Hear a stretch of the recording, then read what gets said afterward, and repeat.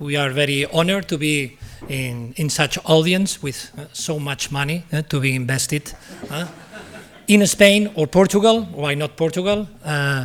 In hotels, and also what I wanted to share with you in the resort and sun and beach destinations in this region. Okay. Well, first let me give you some numbers, quick numbers about Spain and Portugal. Some of them you probably already know.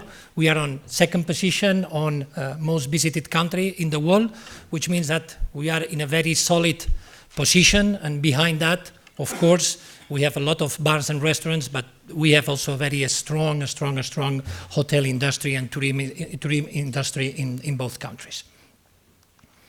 Here, going in more detail in Spain, you can see that arrivals has achieved 82 million. And also you see here the trend of the increase of the demand that has been increasing for the last years. Okay. Of course, now we expect probably in the following years stabilize the demand.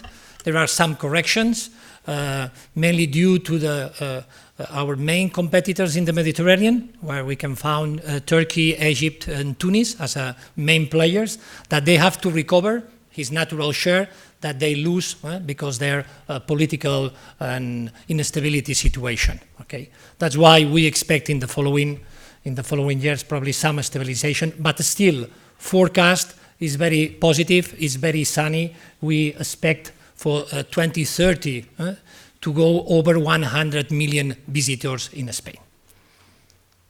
In Portugal, I think what is important is to see how Portugal has increased. It's even double of Spain. I think has been a great surprise for many of us involved in the hotel industry in both countries. And in this case, if in Spain, probably those figures of increase were driven by sun and beach destinations. Here in Portugal, I think it's more mixed, and Lisbon and Oporto has been also leading the growth of the demand. Here I wanted to go more in detail. On the left, you can see the supply of rooms in all the coastal municipalities in Europe. And again, you can see that Spain is strongly positioned as a leader, with a 25% of the room supply in all the coastal municipalities in Europe. And on the right, you can see the demand. And again, Spain is performing the number one. Those figures is to share with you that we are in a very strong and solid industry, talking about tourism and hotels. In particular, in that last slide was talking about the coastal sun and beach destinations. In this one, that is the last one, talking about the demand and the supply, you can see the number of rooms and the number of hotels that we have in each area of Spain. You can say that the biggest stock of hotels and rooms are in Baleares, in Mallorca, in south of Spain, Andalusia, mainly in Costa del Sol, and in Canary Islands. The two second markets are, of course, Madrid and in Barcelona. At the same time, the average age of the hotels are almost 10 years, which means that, and this was probably my offer to you, we can find still in Spain hotels that need capex, hotels that need management, and hotels that need branding, because it's a lot of this stock of rooms are under family-owned hands, and it's still, let's say, a very familiar, a very day-to-day way to manage the hotels and these assets. Is where we see opportunities, as we did already. In this case, I want to share you one of our best cases. I don't want to guarantee you that all your investors will be like that or your investment will be like that.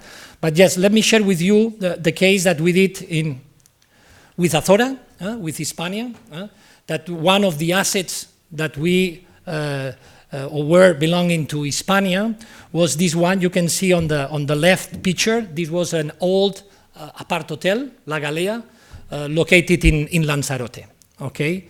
What we decided is to do a fully repositioning of that asset. You can see already the two pictures and the difference of the product. Second, CapEx. We invested 12 million euros, which is average of 50,000 euros per room. You can see the difference. You can see that a lot of rooms, and the slide that I showed you before of this stock of rooms that are averaging 10, 15 years, are looking on the left side of the slide. On the right side, you can see what we can do. Here is what we did. From a 3-star basic hotel, we repositioned to a 4-star, and at the same time, we looked for another segmentation, and we went for only adults. We want to escape to be a commodity hotel and to put really a unique position in the hotel. Here, I think that one of the things that we bring on the table, on top of the expertise of Azora, was our own construction, design, and development team. Plenty of experience. We have been developing resorts not only in Europe, in Spain, but also in the Caribbean. To mainly not overinvest. Probably is one of the key things, is not to overinvest. Is to understand how we can smartly invest in the hotels to get the returns and not to put more money than what is needed. Another thing is that through our portfolio of brands, you can see that we have 4 brands, from Allegro, which is mid-scale, lifestyle hotel, to Royal Hideaway, which is first level entry on the luxury segment. We position the hotel in Barceló, which is one of our, with Occidental, core brands within the company. And here you can see the results. Just with the graph, you can see already that what we did is in 14 and 15. Also, again, we achieved not to close completely the hotel, and doing the refurbishment at the same time that we were operating the hotels. And you can see that in 15 and 16, that is the ramp up of the hotel at the end, how we increase the revenues and how we increase the EBITDA, achieving almost 7 million GOP, which is an average of 30,000 euros GOP per room. Those are the KPIs, and probably in the center, 40% of return of investment through this repositioning, through all the capabilities that I think together Azora and Barceló put on the table to reposition this asset. Of course, as I said, we cannot guarantee all the investment will be like that, but probably even half of that will be already a success story. Here, to answer, why Barceló? Why to invest with Barceló? Probably 4 reasons. First, size and expertise. We have more than 250 hotels in the world, in 25 countries, and more than 50,000 rooms. Expertise, because we have been here for more than 80 years, beginning in Mallorca, beginning in at the beginning of the tourism and the development of this industry. We have been evolving with the industry. The second reason is flexibility. We own, we lease, and we manage. Third of our portfolio, which means that we can personalize and adapt very well through your demands the type of operating model that you may need for the hotel, even if necessarily we can co-invest also in some projects. Third is the strength, the wealth of the company. I can show you a lot of slides about the company, about the systems, about the standards, about the distribution. I think here is the results of the last years. You can see that we are stabilizing the company in 350 million euros EBITDA, and with a profit of 200 millions, and with a debt, decreasing a debt, and now going down to 100 millions. Behind that is all the capabilities of the company that I said before. It's about distribution, it's about digital, it's about the direct sales, it's about operational efficiencies. Okay?